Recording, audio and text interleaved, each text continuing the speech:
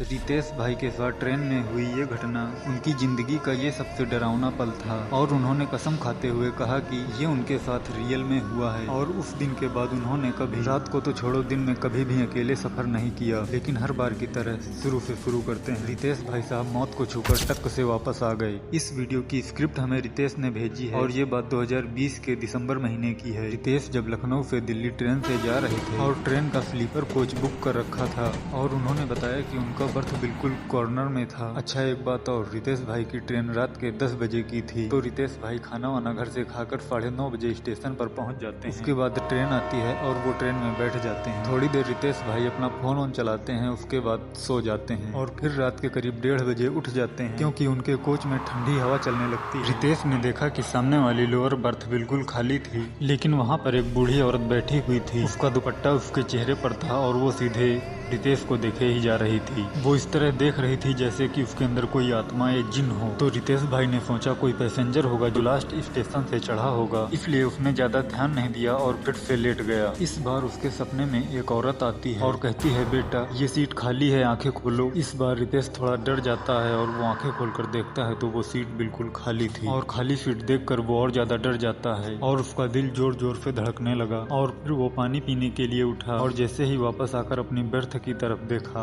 वही बूढ़ी औरत रितेश की सीट पर बैठी थी और चेहरा बिल्कुल सफेद था और वो रितेश की तरफ देखते हुए हल्का हल्का मुस्कुरा रही थी। और जैसे ही रितेश चिल्लाने वाला था तभी अचानक ट्रेन एक झटके में रुक जाती। तभी रितेश होश में आया और उसने देखा कि वो सीट फिर से खाली थी। सुबह स्टेशन पर उतरने के बाद टीटी ने उसे एक बात बताई जिसे सुनकर आप भी रात को अकेले ट्रेन में सफर करने से पहले 100 बार सोचेंगे। उसने बताया कि जिस सीट पर तुम बैठे थे उसी सीट पर 1 साल पहले एक औरत ने जहर खाकर अपनी जान दे दी थी। तब से वो औरत उसी सीट पर बैठने वाले यात्रियों को परेशान करती है। तो यार ये थी रितेश के साथ घटी घटना। तो अगर आप में भी किसी के साथ कुछ ऐसा हुआ है तो आप हमें इस ईमेल पर भेज सकते हैं। मिलते हैं नेक्स्ट वीडियो में।